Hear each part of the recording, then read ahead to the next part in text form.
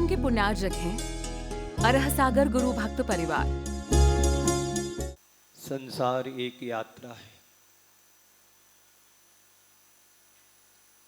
इस संसार की यात्रा के हम सभी यात्री हैं। यह यात्रा अनंत की यात्रा चल रही है।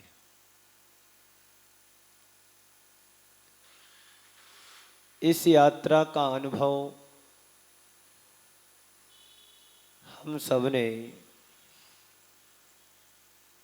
कहां कहां जाकर के नहीं किया। ऐसी एक भी जगह नहीं रही जहां पर यह जीव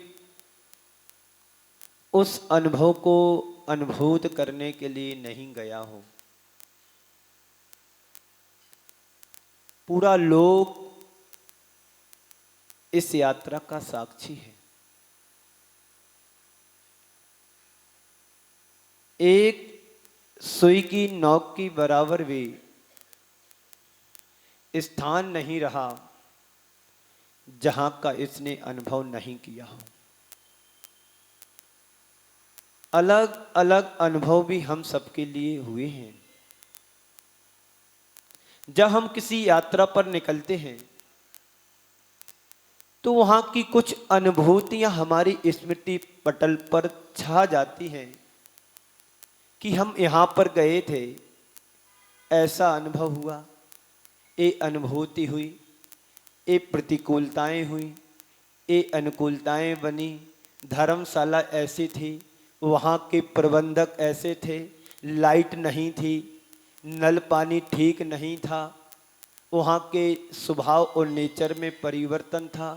कहीं कहीं पर तो हमें बहुत अच्छी अनुभूति हुई है और कहीं कहीं पर हमें प्रतिकूलताएं भी शामिल हुई हैं। इसी को लोक भावना कहते हैं। लोक भावना और कुछ नहीं है, हमारे अंदर की भावना है। वो भावना अच्छी भी हो सकती है और वो भावना बुरी भी हो सकती है। जहां जहां हमें अच्छाइयां अनुभूति में होती है, अनुभूति में आती है, हमारा मन बार बार वहां जाने का होता है। जैसे दिल्ली वालों का मन, कल रविवार है, अही क्षेत्र जाएंगे, बड़ा गांव जाएंगे, महावीर जी जाएंगे।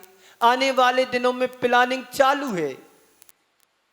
लेकिन जहां पर अनुभव अच्छा होता है तो मन अनायास ही बार बार दौड़ चला जाता है। लेकिन जहां जाने के बाद हमें तकलीफ होती है, प्रतिकूलताएं महसूस होती हैं, वहां पर जाने का मन हमारा कतई नहीं होता है। इसी भावना का नाम लोक भावना है। इस लोक भावना में हमने ना जाने कितने अनुभव किए हैं। एक बार का हमारा अनुभव नहीं है, दो बार का अनुभव नहीं, यह अनुभव तो अनंतों बार का अनुभव है। ना जाने हमने कितनी पर्यायों को धारण किया है। कहीं एक पर्याय का हमें स्मृति में है कि हमने कहां कैसे कष्ट सहन किए, कहाँ कैसे दुख सहन किए, कहाँ कैसा मैंने अच्छा अनुभव किया, कहाँ बुरा अनुभव हुआ, किससे हमारी अनमन हो गई, किससे हमारी बनी रही, किससे हमारी कितने दिन की दोस्ती रही, कितने दिन वियोग में रहे, कितने एक सहयोग में रहे। कुछ तुम्हें स्मृति में है क्या, याद है? अरे महाराज कैसी बात करते हो, कल की आज याद नहीं रहती, कहाँ तुम जन्म जन्मांतरों की बात कर रहे हो। आज की पल भर की बात याद नहीं रहती है, पर इतना अवश्य है, किसी ने 20 वर्ष पहले मुझे अपशब्द कहा था, वो जरूर अभी हमारे दिल दिमाग में जमा हुआ है। सामने वाले ने भरी सभा में शाम की टाइम मुझे अपमानित किया था, ये याद रहेगा, क्योंकि बुरी स्मृति कोई नहीं भूलता है। पर नरकों के दुख तुम्हें याद नहीं है। काश वो नरकों के दुख हमें याद होते तो आज हम ना वर्तमान संभाल लेते और भविष्य भी संभल जाता। संत कहते हैं तुम्हें दुखों से कोई बचा नहीं सकता है, पर दुख जाने से तो नरक जाने से तो हम बच सकते हैं। कैसे बच सकते हैं? जिन तुमने कृत्यों से अपने आप को नरक की यात्रा बनाया था, उनसे बचने का पुरुषार्थ कर लो। लोक भावना में और है क्या? जहां जहां हम गए हैं, अलग अलग प्रकार की इस जीव को अनुभूतियां भी हुई हैं। नरकों के दुखों का भी तुमने अनुभव किया होगा। एक बार नहीं, अनंतों बार तुमने नरक में जाकर के इस जीव ने ना जाने कितनी यातनाएं सही। स्वर्ग में जाकर के भी तुमने सुख नहीं पाया, वहां पर जाकर के भी तुम्हें मानसिक दुख उत्पन्न हुआ। अपने से बड़े देव को देख करके हमें ईर्षा का भाव हुआ, जलन घुटन हुई कि मेरे से बड़ा कोई भी स्वर्ग में देव होता है, जिसकी आज्ञा में मुझे रहना पड़ता है, जिसके अनुचर बनकर के मुझे चलना पड़ता है। ये दुख तुमने एक बार नहीं, अनंतों बार तुमने सहन किए हैं। पर काश तुमने मनुष्य पर्याय के दुखों को समझा होता। यहां पर भी तुम्हें दुख है। ऐसा कोई भी जीव संसार में सुखी नहीं है जिसको दुख ना हो। मनुष्य गति के दुख भोग रहे हैं, कोई इष्ट वियोगी बिलके कोई अनिष्ट संयोगी। किसी ही घर कलिहारी नारी कै सम बैरी भाई। किसी ही के दुख बाहर दिखे किसी के और दुचिताई। कोई पुत्र बिना झूरे कोई मरे रोए। ये दुख किसके हैं? इस संसार के मनुष्य पर्याय के दुख हैं। लोक भावना में और कुछ नहीं है। जो तुम अभी तक चले आ रहे हो, असुर भावना से लेकर के कहां तक पहुंचे हैं? लोक भावना तक। सारी भावनाओं का एक एक करके चिंतन हमारा गहराता गया है। अब हम इस लोक में आ गए हैं कि जिस लोक में हमें पल पल पर दुख है, पल पल पर हमें दुख है, प्रतिकूलताएं हैं, हानि है, प्रतिकूलताएं हैं, हिरास है। कहीं आपको मनुष्य पर्याय में सुख मिला है? सुख की बात करते हैं पर सुख की काम नहीं करते हैं। सुख चाहते हैं पर सुख की चाहे पर नहीं, राह पर नहीं चलते हैं। यही तो लोक भावना है। और लोक भावना में है क्या? किन्हू न करे न धरई को, सट द्रव्य मही हरई को। सो लोक माही बिन समता, दुख सहे जीव नित्य भ्रमता। नित्य यानी हमेशा जीव क्या करता है? दुखों को सहन कर रहा है। इस लोक को कोई बनाने वाला है? इस लोक को कोई धारण करने वाला है क्या? इस लोक का कोई विनाश करने वाला है क्या? ना इस लोक को कोई जन्म देने वाला है, ना इस लोक का कोई विनाश करने वाला है, और ना ही इस लोक को कोई धारण करने वाला है। पर लेकिन हमारी मिथ्यात्व भ्रांति लगी हुई हमारे जीवन से है कि मैं सोचता हूं कि मैंने परिवार को जन्म दिया है, मैंने घर गृहस्थी बसाई है, मैंने लोक को बनाया है। ये सब हमारी अज्ञानता मूलक प्रवृत्ति है। जिस दिन तुम्हारी अज्ञानता मूलक प्रवृत्ति नष्ट होगी, उस दिन तुम्हें पता पड़ेगा कि किन्हू न करई न धरई को, सट द्रव्य मई न हरई को। इस लोक को न कोई बना सकता है, न धारण कर सकता है, न नष्ट कर सकता है। इस यथार्थ को समझना ही लोक भावना है। इस लोक को बनाने वाले जहां तक छह द्रव्य पाए जाते हैं वह लोक है, और लोक के आगे जहां पर छह द्रव्य नहीं पाए जाते उसको अलोकाकाश कहते हैं। इसको किसी ने बनाया नहीं है। आप घर बना सकते हैं, आप मकान बना सकते हैं, आप कोठी बंगला बना सकते हैं, आप व्यापार कर सकते हैं, आप नौकरी कर सकते हैं। ये सारी चीजें तुम्हारे हाथ में हैं। इनको सब तुम अपना मानते हो, पर कब तक? जब तक तुम्हारी श्वास है तब तक। यदि तुमने इसको बनाया है तो कोई मिटाने वाला भी तो इस संसार में आएगा। कोई जब मिटाने वाला होगा तो कोई इसको बनाने वाला भी जन्म लेगा। यही हमारी अज्ञानता है, यही हमारा मिथ्यात्व है। मिथ्यात और अज्ञानता के कारण संसार में निरंतर यह जीव भ्रमण कर रहा है। उसको इतना तो पता होना चाहिए कि संसार में कोई किसी का ना जन्म देने वाला है, ना किसी को मरण कराने वाला है। जो कुछ भी होता है हमारा सब कर्माधीन है, कर्म के ऊपर निर्भर है, कर्म के ऊपर डिपेंड है कि कर्म हमें रुलाता है तो कर्म हमें हंसाता भी है। एक छोर हमारा जन्म है और दूसरी ओर छोर मेरा मरण है। इन दोनों के मध्य मेरा इतिहास सिमट करके रह गया है। इतिहास को जो समझ लेता है वो लोक भावना को अच्छे से पालन करता है। लोक भावना कहती है कि ना मेरा जन्म हाथ में है, ना मेरा मरण हाथ में है, मात्र बीच का जो इतिहास है, इस इतिहास की तुम्हें परिचय करना ही सब कुछ तुम्हारे हाथ में है। लोक में जो जो भी हमने पाया है, लोक में जहां जहां हमारा जीव गया है, वहां वहां जाकर के मैंने जो जो अनुभव की है, उस अनुभव को हमें याद करना यानी स्मृति में लाना ही लोक भावना है।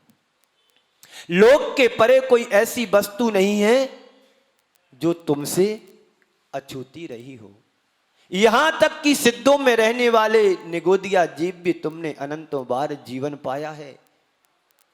आज यदि हम चित्रण करें लोक का तो रोंगटे खड़े हो जाएंगे। आप सबको पता है, आज से 2 साल पीछे जाकर के देखो, हाहाकार इसी दिल्ली में मचा हुआ। दिल्ली में क्या पूरे देश में मचा हुआ था। याद है तुम्हारे लिए वो दिन जो तुम गुजार करके आए हो? वो याद तुम्हें है जब तुम जन्म ले रहे थे तो रो रहे थे। वो दिन याद है तुम्हें जब हमारा मरण हो रहा था, पूरा परिवार सामने बैठ करके रो रहा था। यही तो तुम्हारे लोक के अनुभव हैं, यही तुम्हारे जीवन की अनुभूति होना चाहिए।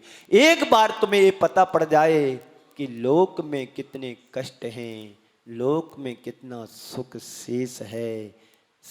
दुख तो बहुत ज्यादा है और सुख थोड़ा सा है। सुख नहीं है, सुख का सुखाभास हमें ऐसा मालूम होता है। वास्तव में यदि लोक में सुख होता तो इस लोक से तीर्थंकर जैसे महापुरुष भी पलायन नहीं होते। पलायन क्या, मोक्ष नहीं जाते। जिसको जहां पर अच्छा लगता है वहीं पर निवास करने लगता है। ये जीव की परिणति है, जहां जाता है वहीं अच्छा लगना लगता है। यदि तुम नाली के कीड़े भी बने हो तो नाली के कीड़े में भी नाली में उसको अच्छा लगता है। ये कितनी बार तुमने अनुभव की है। हमारे दुख की पराकाष्ठा ना जाने कहां तक पहुंच गई। 33 सागर की आयु तक इस जीव ने दुखों का सामना किया। काश हमें उसे एक क्षण का दुख हमें सामने होता तो हम इन दुखों को करने से बच जाते थे। सुख भी तुमने स्वर्गों में भोगा है, पर सुख का अनुभव भी तुम्हारे पास नहीं है, ना दुख का अनुभव है। हमारे साथ आज यात्रा करिएगा। सभी लोग आंख बंद करो, ईमानदारी से आंख बंद करना, तो तुम्हें पता पड़ेगा कि लोक भावना क्या है। सीधे बैठिएगा, आंख बंद करो सभी लोग मेरे साथ। यह लोक अनादि से है। इस अनादि की यात्रा में हम सब अनंत के यात्री बने हुए हैं। ओम। हम सब इस यात्रा के अनंत काल के अनंत यात्री बने हुए हैं। इस जीव की शुरुआत होती है तो निगूढ़ पर्याय से होती है। निगूढ़ पर्याय में यह जीव एक श्वास में 18 बार जन्म मरण को करता है और उस अनंत बार उसने जन्म मरण के दुखों को सहन किया। थोड़ा सा उसने पुण्य कमाया निगूढ़ की पर्याय में, तो त्रिस पर्याय को इस जीव ने ग्रहण किया। त्रिस पर्याय को पाकर के यह जीव 2 इंद्री में हुआ, 2 इंद्री के दुखों को सहन किया।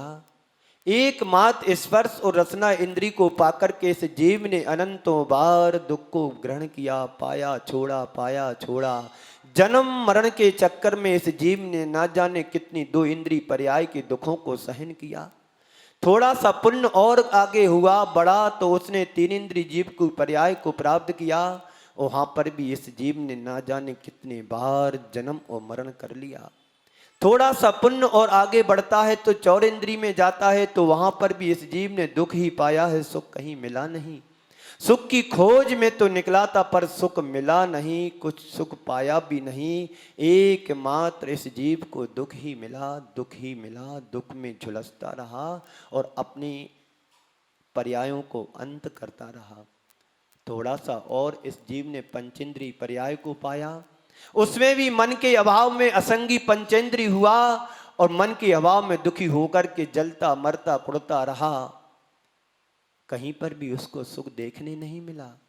एक इंद्री में हुआ तो कभी वृक्ष बना, कभी जल बना, कभी वायु बना, कभी अग्नि कायक देवों में हुआ, कभी अग्नि बना। वहां पर भी जल जल करके इस जीव ने अपने प्राणों को गमाया, असहनीय वेदना की। और इतना ही नहीं, वृक्ष बना तो वृक्ष में भी धूप, गर्मी, सर्दी, बरसात की बाधाओं को इस जीव ने सहन किया। जल बना तो कभी ये उबाला गया तो पानी उबला तो ऐसे उबला जैसे कोई नरकों में कढ़ाई में तेल डाल करके जीवों को उबालता है। वहां पर भी इस जीव ने ना जानी कितनी यातनाओं को सहा। एक पानी की बूंद बनकर के इस जीव ने ना जाने बर्फ बनकर के कितनी ठंडक को सहन किया होगा, कष्टों को सहन किया होगा। यह जीव अनादि काल से इस तरह से यात्रा कर रहा है। पंचेंद्री बना, पंचेंद्री में कभी मनुष्य बना तो वहां के भी दुख इस जीव ने अनंतों बार सहन किए। कभी ऐसा लगा कि हम मनुष्य बने हैं तो कैसे बने हैं, और मनुष्य पर्याय को पाकर के क्या मुझे सुख मिल रहा है। वास्तव में सुख नहीं मिल रहा है, मनुष्य पर्याय में हमें यातनाएं सहने को मिल रही हैं। इस मान कसाय के कारण संसारी प्राणी मनुष्य पर्याय में आकर भी मान कसाय के उदय में यह मानी बन करके एक दूसरे से अपमानित होता रहा, पर उसको सुख नहीं मिला। कभी स्वर्ग में गया तो देव बना, अपने से ऊंची वाले देवों का वैभव देख करके दुखी हुआ। नरकों में तो शारीरिक दुख था, लेकिन स्वर्गों में इससे भी ज्यादा मानसिक दुख को इसने पाया। एक बार इन दुखों को यदि हम याद करें इस पर्याय में, तो दुखों से अनुभव करके, दुखों का अनुभव करके इस पर्याय से बचने का पुरुषार्थ कर सकते हैं। त्रियंच पर्याय में छेदा गया, भेदा गया, मारा गया, काटा गया आदि आदि दुखों को सहन किया। बहन भार आदि को सहन किया, बोझा ढोते समय सहन किया। गधे की पर्याय में गया, बैल की पर्याय में गया, सिंह की पर्याय में गया, चूहा बना, बिल्ली बना, बकरी बना। ना जाने कितने कितनी पर्यायों को इस त्रियंच पर्याय में भी सहन किया, और वहां के दुखों को एक बार नहीं अनंतों बार इस जीव ने सहन किया। त्रियंच बना, मनुष्य बना, देव बना, नारकी बना। जब ये जीव यहाँ पर मनुष्य पर्याय में पापों को करके ऐसे कृत करके जब नरकों में जाता है, तो नरकों में वहां पर इतनी ऊंची योजनों तक छलांग लगाता है और पुनः नीचे गिरता है तो पैने पैने ऐसे अस्त्र शस्त्र पड़े रहते हैं, उन पर गिरता है और तिल मिला जाता है, पुनः पारे की तरह बिखर जाता है और खड़ा हो जाता है। चारों ओर से नार की आते हैं, पकड़ते हैं, मारो मारो, काटो पीटो। ये दुख इसने, इस जीव ने एक बार नहीं अनंतों बार सहन किया। और इतना ही नहीं, तुम्हारे पूर्व कृत्यों को याद दिला करके वहां पर कहते हैं कि तुमने शराब पी थी, तुमने मदरा पान किया था, और मुंह फाड़ करके लोहे का पानी बना करके, धातु का पानी बना करके गरम गरम मुंह फाड़ करके उसमें डाल दिया जाता है। तुमने दूसरों की चुगली की थी, तुम्हारे मुंह में जीभ को काट देते हैं नार की जीव आकर के, तुमने और चुगली करो और चुगली करो, पुरानी पुरानी यातनाओं को याद दिला करके तुम्हारी जीभ को काट देते हैं। यह दुख तुमने अनंतों बार नरकों में जाकर के सहन किया। और आगे बढ़ते हैं, तुम्हें पुरानी स्मृतियों को याद दिला करके और कहते हैं कि तुमने बड़े अच्छे अच्छे सीन देखे थे, आँखों को फोड़ देते हैं, कानों में कील ठोक देते हैं। और इतना ही नहीं, तुमने व्यभिचार किया था, उस व्यभिचार के फलस्वरूप लोहे की पुतलियाँ बना करके उससे तुम्हें चिपका देते हैं। ना जाने इस जीव ने नरकों में कितने कष्ट सहन किए। इन कष्टों की पराकाष्ठा तक एक दिन नहीं, 2 दिन नहीं, ऐसे सागरों पर्यंत तक इस जीव ने दुर्धर कष्टों को सहन किया। काश यदि वो तुम्हें कष्ट एक जरा सा भी इस पर्याय में याद आता तो हमारे व्यवहार और बर्ताव में परिवर्तन आ जाता। इस कार्यक्रम के पुण्यार्चक थे अरह सागर गुरु भक्त परिवार।